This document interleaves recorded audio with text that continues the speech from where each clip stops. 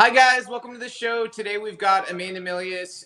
She has an incredible new film, The Plot Against the President. I'm sure many of you have already seen it. If you haven't, it's an incredible film because we need this type of content on the right that helps to fight in the culture war. Not only helps fight in the culture war, but helps spread the truth. And ultimately, that's what matters, whether or not it's aligned with what you believe in or not. The truth is what we are not getting enough of in an unfiltered way. And that's what I appreciated the most about the film is you let people who were in the moment tell the story of what happened during Russiagate and an attempted coup on the duly elected president of the United States. So I guess my first question to you is, in the process of this movie, one of the things I think that sticks out is you find just how clear it is that there's different systems for the people, the powerful and the people who are involved in the deep state have been part of the intelligence agencies for a long time and the Democratic Party versus everyone else. One of the things that I thought was really striking that helps make that point is this 2-jump, 3-jump Fisa warrant rule. Can you explain that to viewers, like how that works? And were you shocked when you found out about it? Yeah. Well, first of all, thank you so much for having me on. I'm so glad we got to do this. I'm a big fan, so it's very nice to be joining you. Okay. So yeah, the 2-jump, 3-jump rule. So this is interesting because it's one of these things that I've heard about existing, because people who, I don't know, I don't want to speak incorrectly here, so I'm going to be careful, but folks who are still in the intel community in one way or another, especially those that have anything to do with FISAs or the capabilities that are used in order to surveil folks, will not go on the record and say that this is how it works. But I have spoken to a lot of people who are in those positions, and they have confirmed to me off the record that this is how it works. And the reason that the people in the film who are talking about it, aside from Cerno, who, as far as we know, hasn't been a Fed in any point in his life, but who knows with this guy? I mean, he's an international man of mystery. But the person who talked about it with us the most was John O'Connor, and he lays it out very clearly in the documentary. And also when we release his full interview, he's going to go through it in even more detail. And he's an FBI expert, if you will. I mean, he was I believe a deputy district. He was a deputy attorney general. He represented Deep Throat, who he was an attorney for Watergate's Deep Throat, who was the FBI agent that did the leaking to Woodward and Bernstein. He's an expert on surveillance. So he's, and we also had this confirmed by another fellow who was in the book, who is another ex-FBI agent that is not in the cut that we have. Like, obviously, I've said a few times, it was a 4.5-hour cut that we got down to 90 minutes. So there's a ton of really interesting information that's going to come out in the extended cut that we're going to put out in like a little 8-part series. But anyways, okay, that's just to be clear, so that I'm explaining to people how I got that information. And I don't want to mislead anybody. Folks in the intel community aren't going to admit to that on the record right now. Like, it's sources and methods, but at the same time, a lot of people who are out of it have confirmed that is in fact a thing. I was shocked at that. I don't think anybody talks about it. It is absolutely, I believe what John O'Connor was saying, and I believe what all of the other sources that I spoke to said, and that is something they can do. And I think that's a big missing part of when people talk about, they surveilled the Trump campaign, the Trump administration. They're like, well, it was just Carter Page, and it was George Papadopoulos, and it was this person, that person. No. It's 6 degrees of separation. It's any of those phone calls. That's how you surveil an entire campaign. And as they explain it, Mike explains it really well in the film, is all you need is somebody who's connected, a peripheral person. I mean, Carter Page was the perfect person because he's connected to anybody who's dealing with foreign policy, right? Yeah. And he had a prior relationship because he was a CIA asset, because he had a prior relationship with Russia. So it's this, I mean, it's really well done. You have to give them credit. Like, they're horrible people, but you're like, okay, smart, pick Carter Page and surveil him, and then you get everybody. Yeah, because essentially the way it works is like, if you have the warrant for Carter Page, if Carter Page knows Jason Miller, and maybe Carter doesn't even know the president directly, like doesn't talk to him directly, but if he knows Jason Miller and Miller talks to Trump every day, then you now have the ability to go ahead and listen to Trump's phone calls without even having a warrant for it.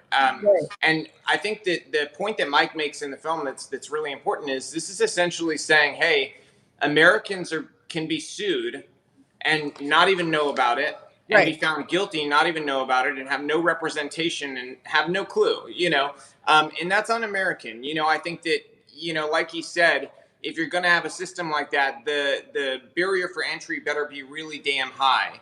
It better be, we know indisputably you are a terrorist, and that's clearly that was not the case here. Yeah, and that's one of the things I would have liked to have made. I mean, again, I wish I had 8 hours to do this movie, but to tell the story. But one of the things that came out of Operation Medusa, which was the the Nunes team, Nunes, Cash, Langer, the Republicans on Hipsy.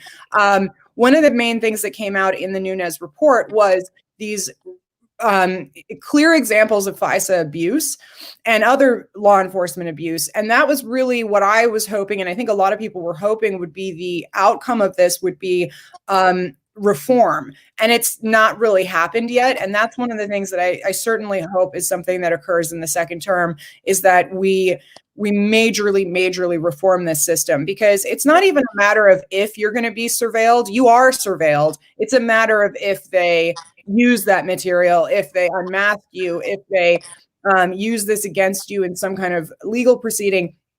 It's already so far past what any American would want it to be. I mean, it's literally like we've already just let go of the fact that we're all already surveilled. I mean, it's insane. Yeah, it is. Everybody just sort of accepts it, You touch on the election, we were just talking about it. What do you think? What's your prediction on the election? What's going to happen? I think that there's a reason that they're boarding up DC and all of the other, a lot of other main U.S. cities. I don't think they would be boarding them up if they anticipated either a clean cut election or a Biden win in a clean way in any way at all. So I'm leaving town. For one. Good. That's a very good choice. We bought extra groceries. Yeah, that's a good idea. Yeah. Right. Go ahead. Yeah, no, I just wanted to get into the next question. What was the hardest part about making this film? I imagine you had to, protect a lot of people in making it, and you're definitely exposed to some information that could probably even put you at risk. So, what can you tell our viewers what this process was like, exposing this truth? Would you receive any threats? What was that experience like? I got one weird threat from a journalist that I won't get into, but somebody that's very, very connected to the story and somebody that's very connected to the FBI. And I just laughed at it because these people are such a joke. I mean, that's the one thing a lot of people say to me. They're like, oh, aren't you concerned? Aren't you worried? And there's two answers to that. One is, if Sidney Powell has no fear and just proceeds being the badass that she is, I'm just going to be like that and just be like, you know what? God's on my side. Like, I'm not worried about it. And also just, there's this idea that these people, like, if we want to call it the deep state or whatever, that they're these really impressive, cool, effective people that are able to do all this dirty stuff and attack you and all that. All they really have is the press on their side and the tools that we as America gave them. Besides that, they're a bunch of pencil pushing dorks that are just absolute nerds.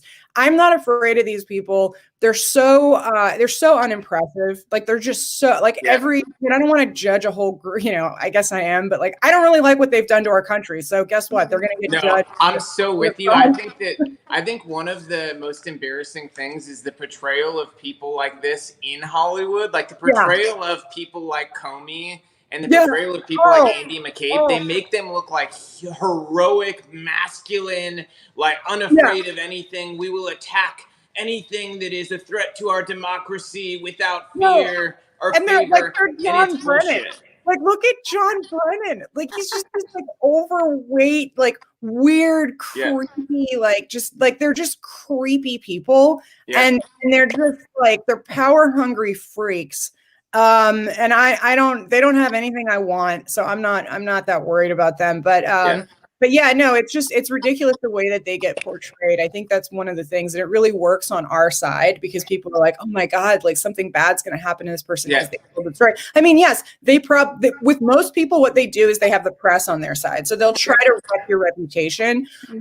You have to be pretty in their face the way that like Michael Flynn was for them to frame you for a crime. I mean, I'm hoping that, you know, I don't think that I don't know what are they going to do? You know, I mean, they've already probably, from what I can tell in the left-wing press, they've decided that like, they're just going to go with the I'm wacky or like not qualified or whatever, which is ridiculous because I had a higher position at the Department of State than all of the little foreign policy writers that, you know, like to insult us, but whatever.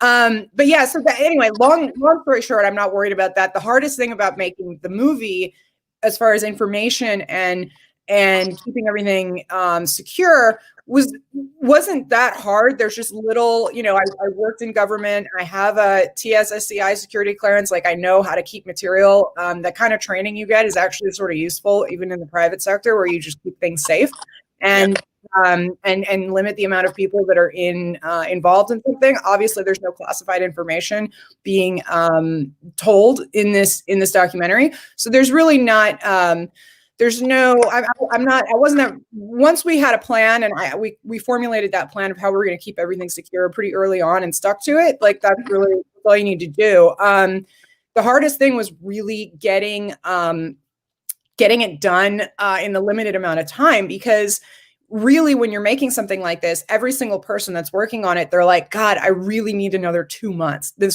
I want to do the music for another 2 months. I want to do this. I want to do this section for more. And you're like, no, you're just ripping yourself away from it. Cause you're like, we don't have the time. Like this is just happening. So yeah. Right. Yeah. I was going to say too, and then I'm gonna turn it over to you for another question. I was just going to comment and say, you know, we have two different systems beyond just the degree of the fact that the elite get treated differently. There's another system too that people like us on the right, we basically assume if you're an influencer in any way and you're connected in any way that you're being surveilled. You just have to assume that. You know, on the left, you don't have to assume that because I would actually say to our detriment, we don't use all of the levers of power available to us to fight against our enemy. You know, and I hate even saying enemy. I really do, because our two political parties shouldn't be mortal enemies. They really shouldn't be. And we've gotten to this point because one side has gone so far to the left that they've embraced an ideology that's killed over 100 million people. They're embracing Marxism. You know, and so it leaves us at this point where we're not using the levers of power we should, and they use every lever of power, even when it's illegal, against us. So that says a lot about just the behaviors and the types of people you have on the right, because if you assume most of us are surveilled, and the fact that there's not much for them to find because we're all operating above board, you know, we're all just trying to get the truth out, you know.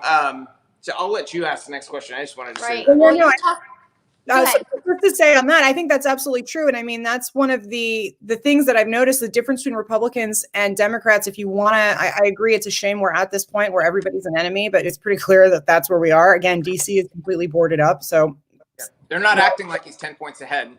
Yeah. And it's also, that's not exactly even like a Cold War. Like that's kind of like getting into hot war territories. But yeah, the fact of the matter is Republicans on the whole, right-leaning people tend to just actually, they don't want to work in government. They don't want to tell other people what to do. They just want you out of their life. And they just want to it's like a very get off my lawn, mentality. But we're not fighting on equal territory, because on the left, they do want to tell everybody how to live. They do want to work in government. They love having power and being able to tell everybody, oh, you've got to use this word or that word. They're just thought police.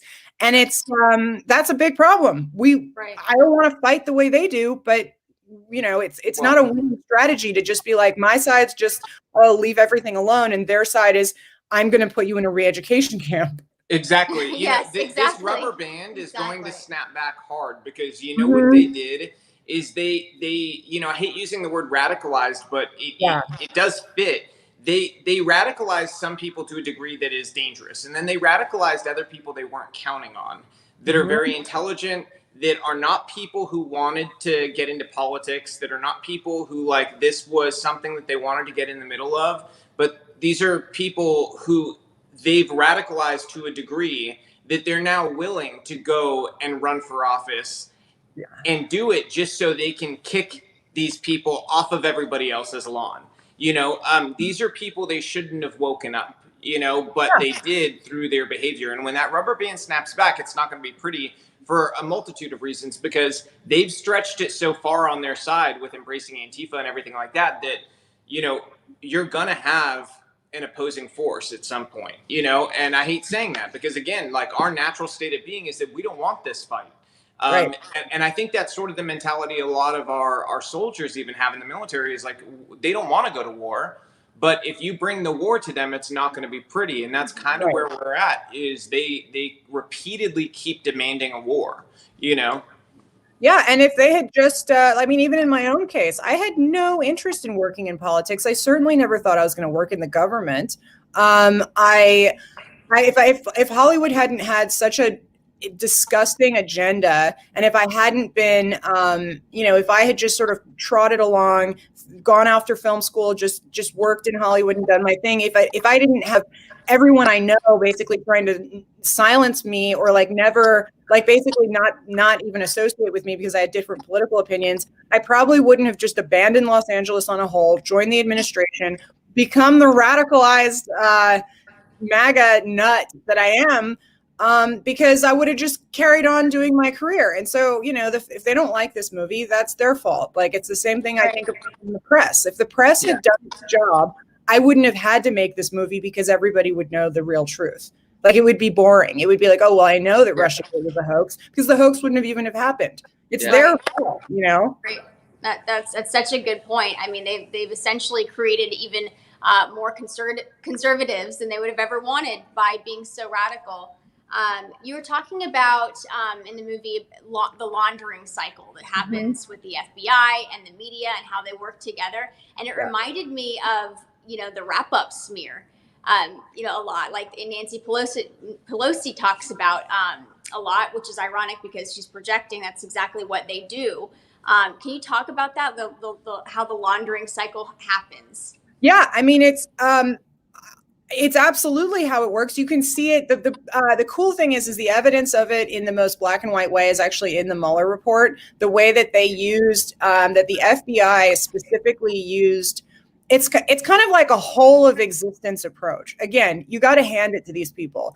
They're trying to affect people's behavior by what they leak out into the press. So the fake stories, or the without context information, or the half-truths or the non-truths, whatever it may be, that they leak out to either the Washington Post, the New York Times, or whoever it may be, any number of people. And then they create a behavior reaction by putting that material into the news cycle. And then they in turn use either that altered behavior, or they use the actual press articles as evidence to go create a investigation, or to further their efforts, whatever it may be. And it's on all kinds of different scales. The reason I'm being a little bit vague about it is because you can see shadows of it in so many different stories. You can see it in the Hunter Biden laptop story. You can see it, certainly the entire Russia collusion hoax was just that. There's another really good example of it that we have in the extended cut, but we couldn't go down the rabbit hole in this cut, which is the way that Ignatius from the Washington Post did this Logan Act piece between the two Michael Flynn interviews, basically when they or prior to the Michael Flynn interview, when they wanted to plant the idea that he had somehow gone against the Logan Act by speaking to foreign countries. And that was meant for it was meant for an audience of one and an audience of everyone, in that it was meant to freak out Flynn, but it was also meant to prime the Washington Post audience for, oh, the Logan Act. This is a thing. Yeah. He's a criminal because it's this. Like, it always serves two purposes. You saw it. Just the best example recently was some anonymous FBI source saying to the press that they're looking into whether the Hunter Biden laptop is Russian disinformation. I mean, that is just the craziest thing. How can they still even get up in the morning and go out in public when they do stuff like that? We talk about that all the time, like just the utter lack of, when you're wrong all the time, and do you have any self-awareness to just go, ooh, I'm kind of embarrassed, right? I've been wrong so many times. There's a really good example of this, okay? Not of the laundering cycle we're talking about, but about being wrong. Okay, so in the news, you guys might not know this. I don't think you do yet. You know how there was the thing in Texas where there's a bunch of Trump cars, and they say they were trying to run them off the road, and a Biden staffer's car was hit? Okay, well, have you heard the latest news? But the video shows that the white truck, the white car went into the other one's lane. Yeah, and the police report shows that they refer to the Trump truck as the victim and the Biden staffer as the person at fault, which I would call the aggressor in this, because I think it was done aggressively. But they laundered this story through media, actually. So it does kind of go back to it, because what happened is the Biden people claimed something, and they laundered it into the homes of millions of Americans as fact. Right. It was told in a threatening way. Places like CNN were talking about it like, oh, the president is inciting this. He is having his brown shirt, horrific supporters go down, chase down the Biden staffers, and threaten to kill them. With a degree of gaslighting on top of that, saying, watch the video, as if your own eyes are lying to you. No, it's amazing. That one's a really good example, because it's also incredible to see them say, oh yeah, the Trump supporters are dangerous. The amount of times that they say that is so nuts, when you're like, when has a Trump supporter ever hurt anybody? When meanwhile, nobody can go eat in Washington, D.C., because they're going to get attacked by BLM. And again, you got to hand it to these people. We don't fight dirty the way they do. When they created the BLM, they did not call them the Democrat Lives Matter. They did it in a way where it's entirely connected to the DNC. All their money goes back to the DNC. But they can't. But it's racist to oppose it.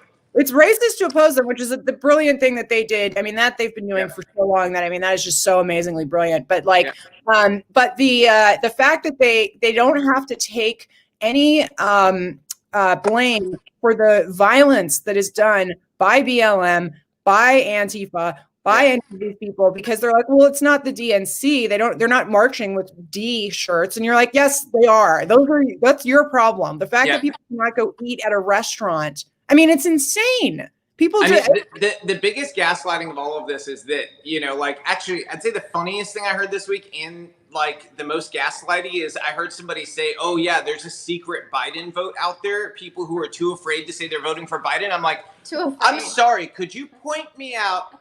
Give me 4 examples of a Biden supporter being beaten in the street. Yeah. You know what? I don't need 4. Give me 1. Give me a Biden supporter who was shot by an opposing person who shot them in the street in this last year, and you can't give them, but I can give you over 1,000 examples of Trump supporters who were beaten in the street, assaulted, called homophobic slurs, called everything in the book, essentially, except for God's child.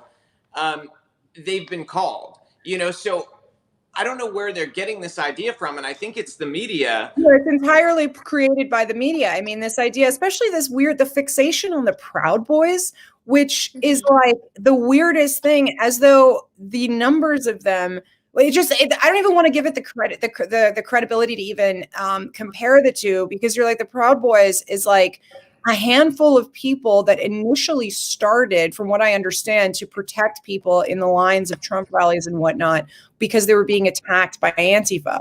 So you're like, how is this the fact that, I mean, I wish in some ways that when the president was asked that question a bunch of times, he would just be like, why are we even talking about this? What are you talking about? Like, there's people burning down cities, and he does say that, to be fair. But I mean, it's one of these things that's most annoying talking point, because you're like, when have Trump supporters burned anything down? Yeah. Like, there's black and white evidence, and the media is so bold.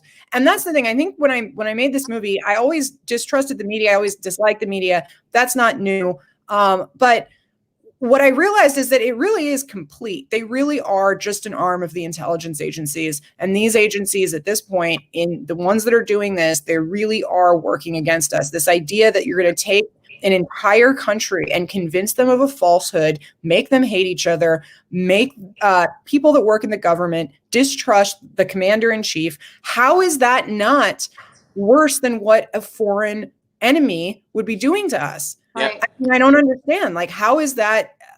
It's like, I mean, it's so big and so in our face that you're like, how is nobody dealing with this? Right. You want to talk about big and in your face? This is something I've never understood. And even with the power of media and the fact that Democrats have them all, 65 people went up to the House Intelligence Committee under oath and were asked, do you have proof that President Trump or his campaign colluded with Russia? All 65 said no under oath. All 65. These are people who were key members of the Obama admin. I mean, these are all the people that you need. They were the people that would have had to have that information. Exactly. So and they're the people, by the way, who were laundering it to the media, saying that they did have evidence of collusion. But the minute they were under oath, every single one said no. Why didn't this fraud end there? Well, great question. I don't know. And why is that fact not said at the opening of every single right-wing media news segment for the last year? Ever since that report came out and those transcripts were declassified by, thank you so much, Rick Grinnell, ever since those came out, it wasn't a media story. That's, again, we don't fight the same way. How can we expect Americans to know that the fraud was admitted to if we don't say it just as many times as they say the fraud? Right. I mean, every single person on Fox ought to be opening, because let's just admit, Fox, right wing, anybody else left wing, fine, whatever. We're not playing on the same playing field. They should open their show. Hi, it's Sean Hannity. Welcome to the evening. 65 people that claimed that there was Russian collusion admitted under oath that there was not. Now, here we are looking at the election. Every single day. You're absolutely right. Don't know it. Not only do we need to say it as many times as they do, we need to say it twice as many times, because the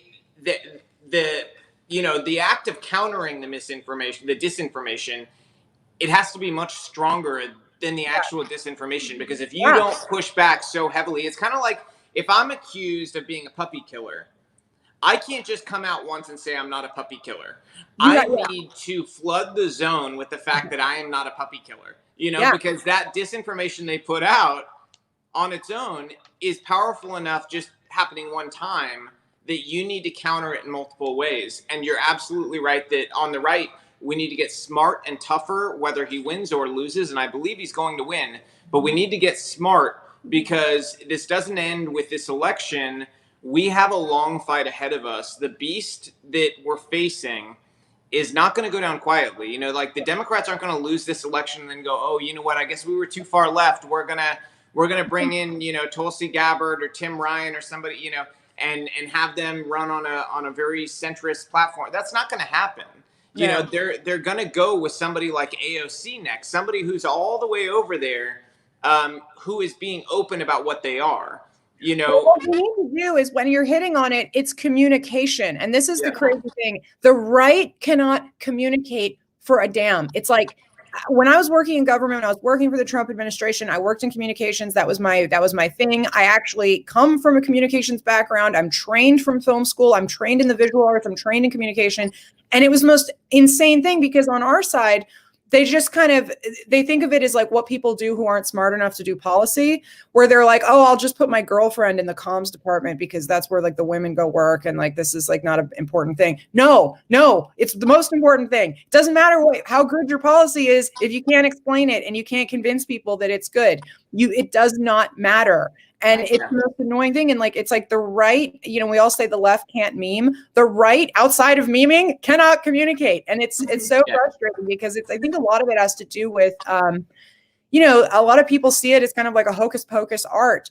And it's not. It's very, you can actually, there's rules. That's a craft. You can do it. There's emotional intelligence involved in it. And that's one of the problems is that we don't always empower emotionally intelligent people.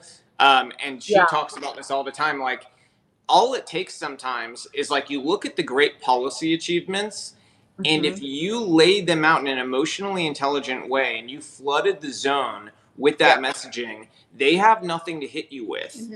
They can try to invent things, but you can always refer back to what you flooded the zone. Look at their strategy. Their strategy is never propped up on policy. It's always on tearing us down. And what do? We're always on the defense. We're, standing in front of the school, fielding these, shots, and we never get on their side of the field and say, hey, how about you? Who are you connected to? How, who are you related to? How did you get your position? We don't play that way. That's important because also when we're talking about disinformation and the way that like people psychologically attach themselves to information, that the first thing they hear, and this is true, people have talked about this. I talked about this on Jack Murphy's podcast a little bit, but it's like, that is a real thing where the first piece of information, if all other things are neutral, that someone hears, that's now part of their identity. They believe that. You have a way uphill battle to dislodge that idea. And if there's somebody who believes in Russian collusion, they have to admit they were wrong before they can admit they can see that this might not have been true, which is a very, very hard thing for anybody to do. So what you're saying is absolutely correct. What we usually end up doing is waiting for them to create the disinformation, and then because we think we're like intellectual, shooting it down with intellectual ideas. Like, when you've got like the Ben Shapiro line of like, facts don't care about your feelings. You're like, actually feelings don't care about your facts. And we're trying to get people to see what the facts actually are. You can't just discount it like that. That's why I do, the communications, why I became a filmmaker, like why I've worked in this stuff, because it's, it's really effective. I mean, we would be doing a lot better at it. I mean, people think first with their heart, and that's a very real thing. Right. Yeah. I think that's also a big indicator of difference between the right and the left. If people explain it to me, emotional reaction and intellectual thinking, which is why they pick the stuff that they pick. Like, oh, the kids are in cages. The kids are separated from their families, blah, blah, blah. And you're like, why on earth? And when I was working in government, this is one of the things we tried to do is I was like, why on earth are we not countering this with what happens to those kids before they get to the exactly. Yeah. Why? Or talking about just what these kids go through and, say, hey, you know what? Let's show you a case of a child who was let through with a trafficker, because that happened in the Obama administration where they actually let children through with traffickers who were then found in part of a human trafficking ring. Show them that evidence and say, and you know what? We're doing the humane thing, and we are making sure that the adults that are with these children have had a blood test to tie them with them. We're doing an interview with them separately because we care about the victim not being pressured in front of their potential trafficker. And we're also reaching out to the consulate of the country they came to ensure the person's not a kidnapper or a rapist or somebody like that, to ensure the safety of the child. That could have been done. I mean, it was one of the most, I would say it's probably the most frustrating thing of the entire last 4 years to me, actually, is the messaging that followed that not being incredibly powerful, because that was a moment where, quite a few suburban households got flipped into believing that Republicans want to cage children. It's just not true, and it's not the reality of what's happening at the border. I never once on TV heard anybody talk about the fact that over half of our officers at the border are Hispanic. I'm Hispanic, Latino. We don't look at other, people who are Hispanic, Latino and go, oh, we'd love to throw them in cages. We don't think that about anybody, but the idea of wanting to throw somebody who shares some cultural identity with you, wanting to throw them in cages is bizarre. It's strange. That's definitely, I hope, and I think this will be the case. I think there's going to be so many things for the second term that get fixed on the personnel level and on the functionality level in the administration. I mean, To be fair, it is a group of outsiders. The president is a political outsider. And I think the administration got taken advantage of very badly in the beginning and throughout, because we all didn't know. I mean, I'm grouping myself in because I was in it, but obviously these decisions, I wasn't very, making these decisions. But the point is that the administration got really hoodwinked by the swamp a lot of times. And a lot of that comes down to personnel, and communications is part of that. And I think that in the next term, it's not going to be like that. We need the second term because we need to be able to have the first term we were entitled to.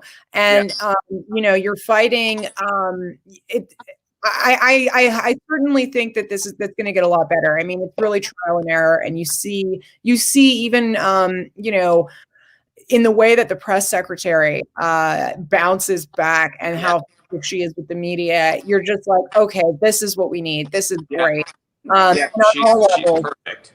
Yeah, and I mean, we need that at every agency. We Absolutely need good communications people in every agency, and we don't have that right now. Right, and our own media messaging, because it's not enough to rely that media is going to use, that our responses. We have to have our own messaging and our own media system so that people can echo the right points. Yeah. And to that point, we need to be more coordinated. I mean, this is one of the things I also tried to do when I was in government, is to try to coordinate and at least, if some of our most important communicators or folks like yourselves are the independent, social media driven journalists, citizen journalists that have become real journalists, and really support those people. There's way too much infighting on the right. I can't tell you how many times when I'm pushing the movie, and I see this just because when I'm pushing the movie, where it's like one person doesn't like the other person, and they're like, why is that person in it like this, that?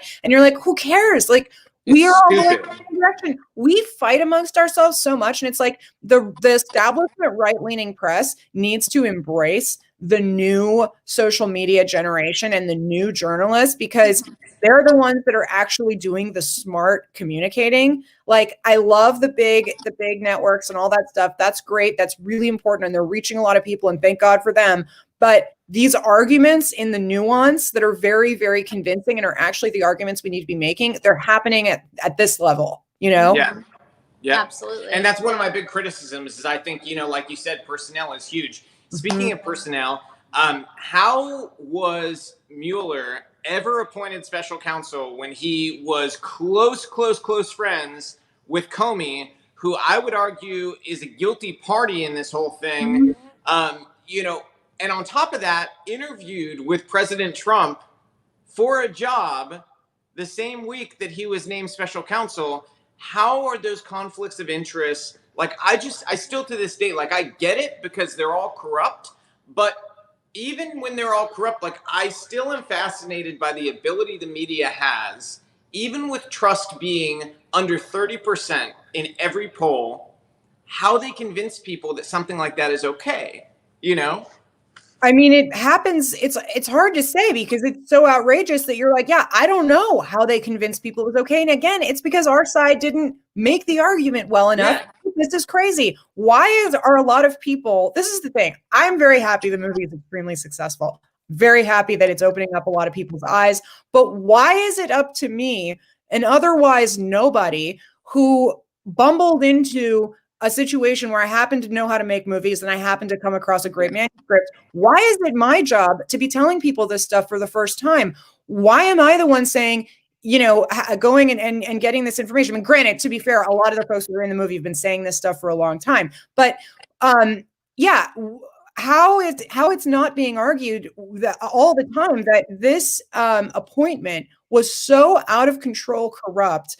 And at the end of the day, though, I mean, I guess I also have to admit that I don't know what else could have been done. I mean, Rosenstein was in, DOJ. To this day, it is a very big argument. Why did Sessions recuse himself?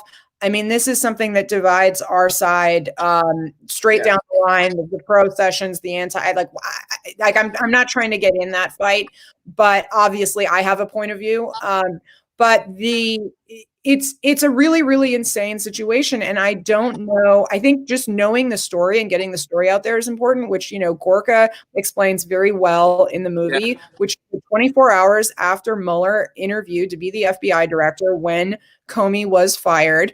And the president said thanks, but no thanks, because as we all saw in his hearing, he's totally out to lunch. I feel bad for him in the same way that I feel kind of bad for Joe Biden. These men are way too old to be on the public stage. It's really awful to see. My own father is very elderly and, retired for a long time. And he had a stroke 10 years ago. He can't speak very well. In no universe would I be like pushing him to be doing, speeches and all this stuff. And you see this and you're like, what's wrong with these people's families? Like, let them just go play with their grandchildren and just relax. But imagine this. Like, this is a high-tech investigation, okay? Bob Mueller is everybody's grandpa who asks for help with their iPhone because the text isn't large enough. Do you have any clue, and I'm talking to the viewers, how easy it would have been to hoodwink him with data that didn't make any sense to him, and being told that that's like the golden nugget they were searching for, and him be like, okay, sure, it seems legit to me. Like, if you need to have your cell phone lessons from your teenage grandchild, you shouldn't be leading an investigation that has to do with technology in any facet or form.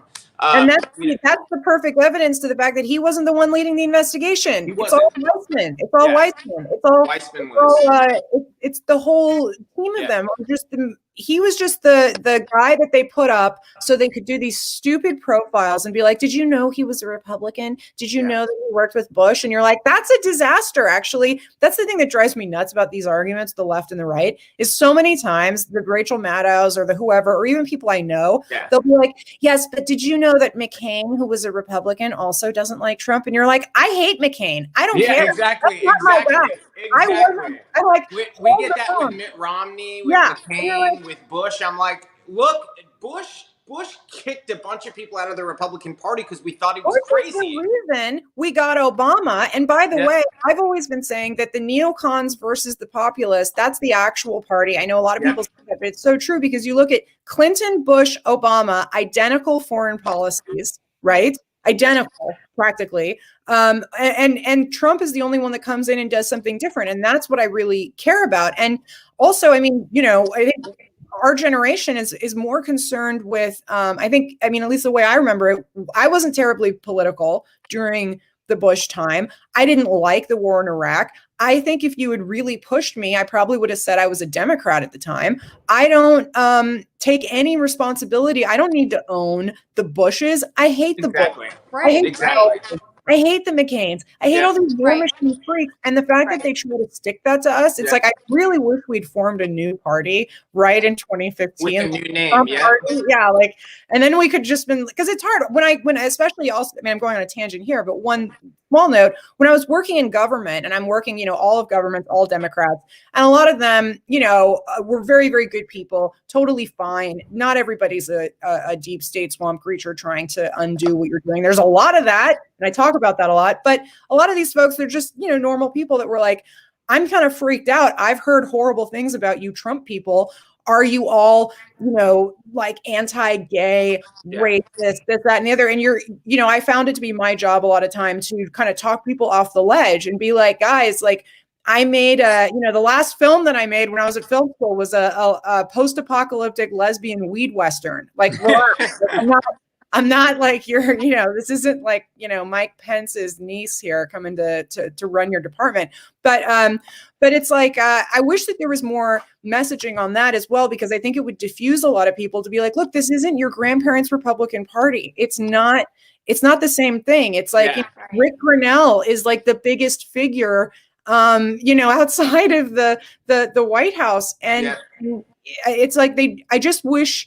Yeah, and I think people are doing a lot to make that point understood. You've got Blexit, you've got all of these movements, walk away. That's really great. And I think that's going to help us. I think it is too. We did a documentary called I'm Republican, and it was something we did when everybody was locked down. We had planned to actually go out and film it and go across the country and film everything, and then everything was shut down. So we did it all, giving people instructions how to film at home and all that stuff, and just showing the diversity within the party and how different our backgrounds are and how different, we have different belief systems. And like some of us are okay with marijuana, some of us aren't, some of us, are gay, some of us are straight, some of us are black.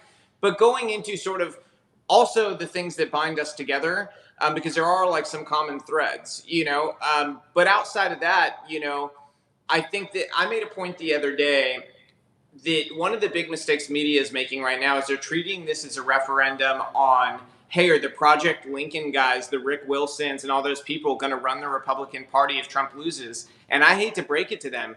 No. Whether Trump wins or loses, the base knows their power, and they don't want anything to do with these hacks. They really do. They want nothing to do with the Rick Wilsons of the world and the Jeff Flakes and the Mitt Romneys. Their time has passed. Whether Trump is gone, if he's gone, somebody like Rick Grenell is going to take his place, or somebody like Tucker Carlson Devin will take his Nunes. place. Yeah. Right. But it's not going to be Mitt Romney. It's not going to be one of these people. Okay, so I completely agree. The challenge we're going to have, if we want to talk about looking like 50 years out and whatever, you've got the same situation that we have now, which is that you've got the people versus the people with power and money. I 100% think that they know that there's no rallies for the Lincoln Project. There's no energy for Mitt Romney. Mitt Romney is like the most hated man in America now that McCain has passed away. I mean, it's these people they know that they're not popular, but what we need to remember is that they have all the money, because a lot of the special interest groups that are funding the globalist Democrat ideas are certainly funding the globalist Republican ideas. Yeah. And it all comes back, I hate to say it always all comes back to foreign policy. It all comes back to which giant foreign entities are going to be funding these movements in the United States. Yep. And that's not going to go away. And so we are going to have that challenge, because they'll try to convince you that they're popular because they'll own the media, or they'll be able to buy the advertising or do all the stuff that they do. Whereas we're the mom and pop going out to the Trump rally with a cardboard sign. We don't have millions of dollars to be funding, these big advertising pushes saying that, everybody's on our side. So we need to remember that. And that's why the tech companies, that's why everybody's cracking down on individual voices, because that's how you see the truth. Otherwise, how would we know that they're unpopular? If we didn't have social media and podcasts like yours and independent voices, if we had to trust the news, we would be like, God, I really don't like the Mitt. Yeah, we wouldn't exist. We wouldn't know that nobody else does either. And Trump would have lost. He would have lost 2016 without those things.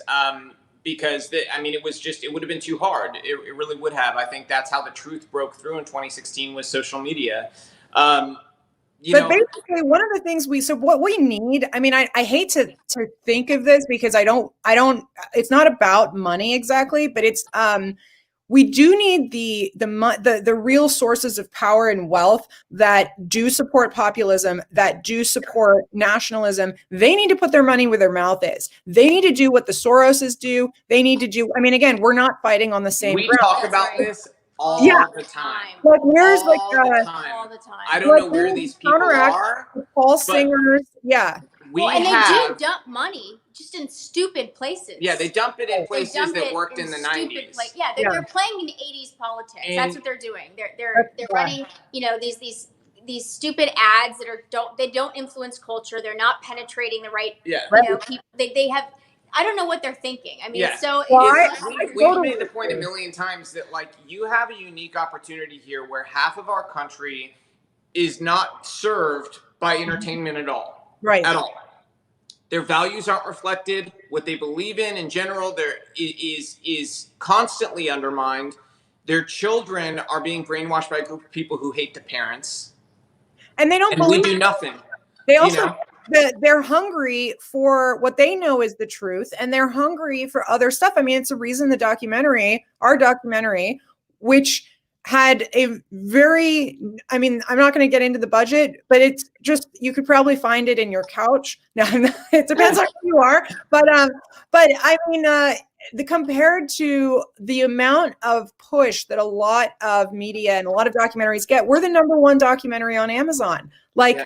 And I don't even have a deal with Amazon. Like, they didn't even know it was coming to their platform. It's like, it's not even, they're not advertising it. It's like, there's no, it's people are so hungry for this stuff. And, it just tells you that Hollywood and the media, et cetera, they're not, a lot of times people argue and they'll be like, oh, well, they just go where the money is. No, it's total bullshit.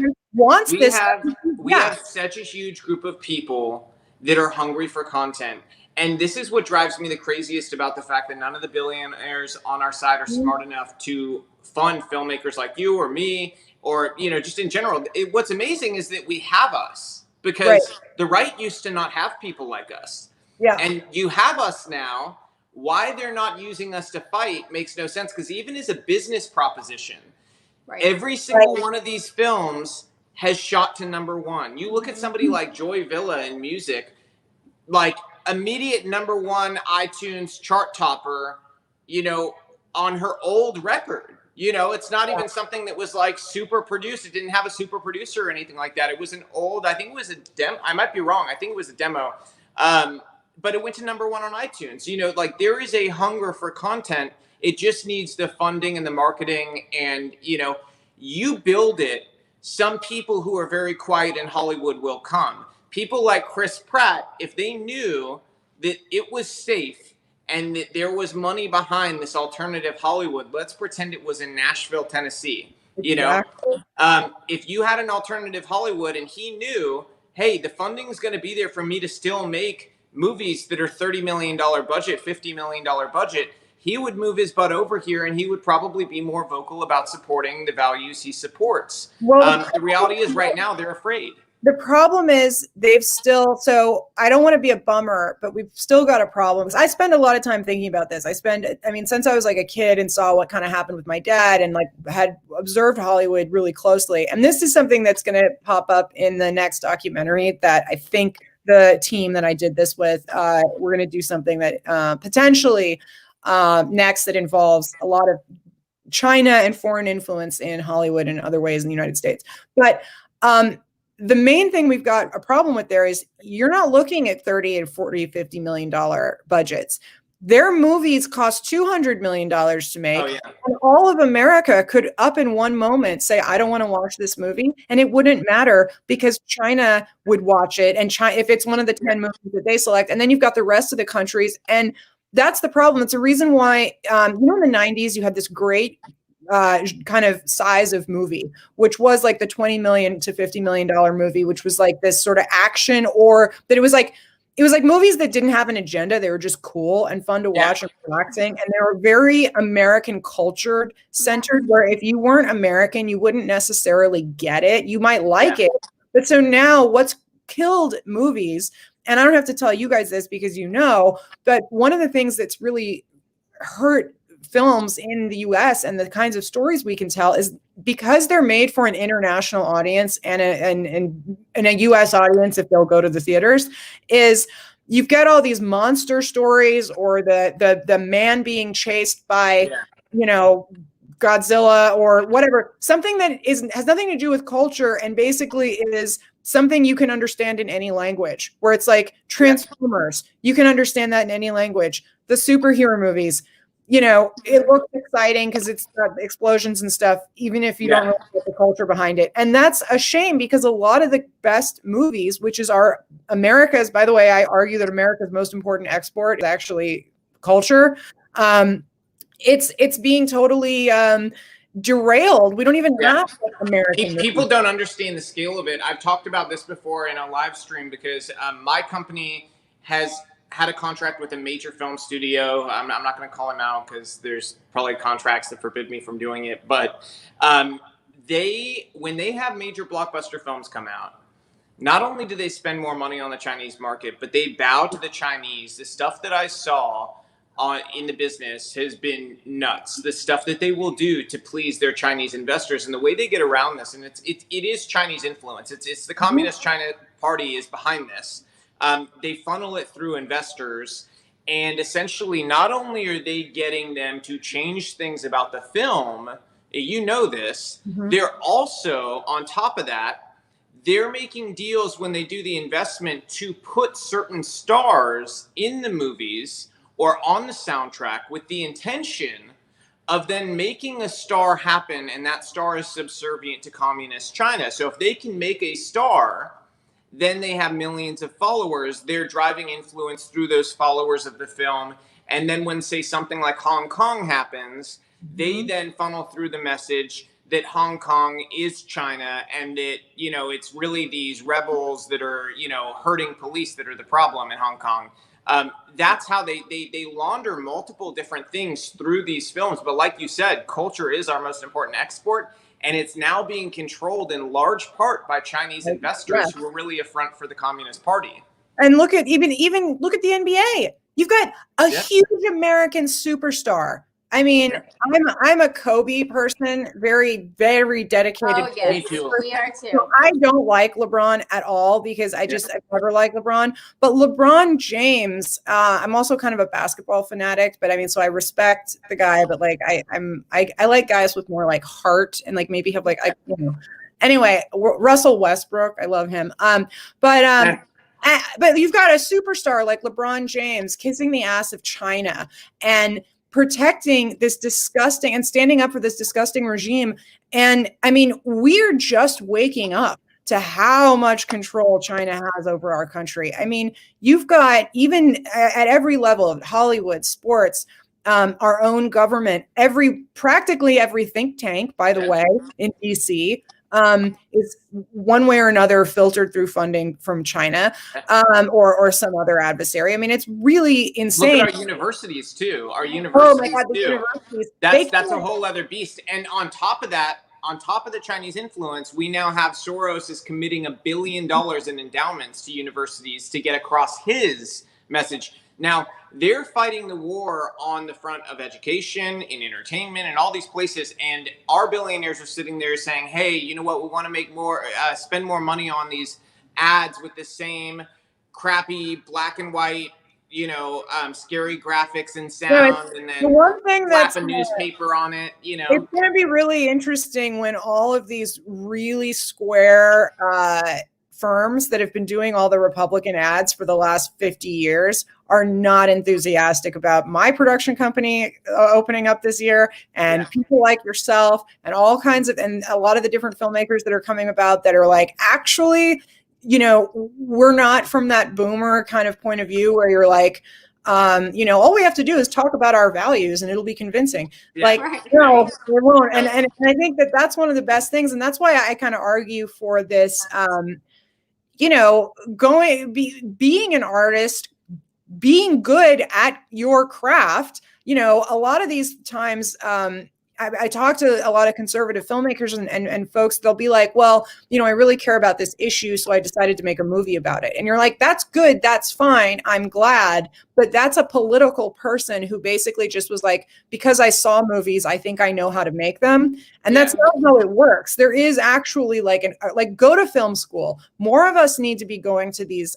learning these crafts, actually learning them. You can't just pick it up and decide that because you've been to a lot of movies that how to and if you can't afford to go to film school, or just learn it, practice it. You certainly don't need to go to film school to make movies. That's absolutely the case. But, a lot of times on the right, it's sort of again, it's that thing where they just sort of poo-poo the creative behind it. You really can't do that anymore. But yeah, as you say, these ad firms, things are going to get really different in the next. So that's one thing to look forward to. The other thing too is those ad firms see each other in such threatening terms, and I think people like you and I, we understand that there is a large group of people out there so hungry for stuff that you can actually support each other the way that Hollywood does with one another, and protect make your cultural effect, magnitudes larger. Yeah, that's one of the things. I think it's a movement. I think it's good for everybody, and I think it's something we definitely need to do. Like I want to be a part of this new Hollywood. I don't want it to be and I can't tell you, I actually found something really odd, that another thing that I hadn't learned about before, because when I was doing press, I wasn't doing it from the stance of marketing a particular thing. There's a lot of people in the establishment, right? And even some folks that we really like that won't cover the movie because they're like, oh, well, I was going to do a Russiagate movie, or I have to talk about this, or I have that. And so it's competition. I mean, I've had through the grapevine, I've heard of a few people that refuse to talk about the movie, even though it's completely up their alley and they like it and da-da-da-da. They're like, oh, it's competition. And you're like, you guys, we're in a fight for the country. I don't even know if I'm ever going to make another movie again. Yeah. You can relax. Just let's get it out there. Like, I'll push yours, you push mine. I don't care. We just need to tell this story. And that's one of the things. That's why I love, Cernovich has been so supportive. Posobiec, Gorka, everybody that I worked with was like, has been pushing it like it's their own, because it kind of is. It's all of us, and I totally want that for all of us, for filmmakers like yourself and Jack's Antifa movie and Hoaxed and all of these great pieces of content that come from a really cool perspective. It's not your average kind of conservative film, and I just think we need more voices, not less. Like Breitbart said. Yeah. I believe we're going to win. Music. Don't forget about music, people. Yeah. No, the music thing is super important, because that's one of the things that I always say killed this, or tried to suppress this classic American quality, which is every single generation had a rebellious spirit of some kind, where everybody's music offended the generation prior. And that is an important thing for our country, because it's this take no prisoners, like rebellious spirit. And the music industry became such corporate, washed out, so mainstream. And there was nothing rebellious about it. It was just this, it got lost somehow. And I feel like that's coming back. And that's such an important thing. I mean, music really leads the way culturally. Yeah. So I know you can watch Plot Against the President on Amazon. That's where we watched it. Where else can people watch the movie? Well, two places I want to mention are subscription platforms. One of them is called My Movies Plus, and the other one is called specialproject.io, both of which are linked on our website, which is www.patpmovie.com, which is Plot Against the President movie.com. PATP? Mm-hmm. PATPmovie.com? Yeah. And the reason I want to mention those two sites really quick is because they're free speech friendly. I would advise you guys to check them out as far as being content creators. Both of them are brand new. They both launched with our movie, which is why we put them out on those sites first, because they are never going to censor things. They're never going to take them down. They're really good for long form creators. We're going to put out a lot of our extended material. Like if you bought a DVD, you'd have the extended material. All that stuff's going to go out on those platforms. We also have DVDs coming up for sale for the holidays. And we are still in theaters. We're adding a lot of theaters in the next week. You can also click on the website, go see it in the movie theaters, and it's also on Vimeo on demand. So give the website one more time. www.patpmovie.com, which is Plot Against the President movie. Awesome. Right. We watched it, y'all. You definitely should watch this one. It's a good one. Yeah, sure. It's incredible, and it'll arm you with a lot of facts to talk to your crazy aunt at Thanksgiving, because she's coming and telling you that the Russians are why Trump won. So yeah, you'll never lose another Russiagate argument ever in your life. Yeah. Thank you so much for joining us. Thank you, Amanda. We're so happy you did this film. Thank you. Thank you so much for having me. Bye-bye.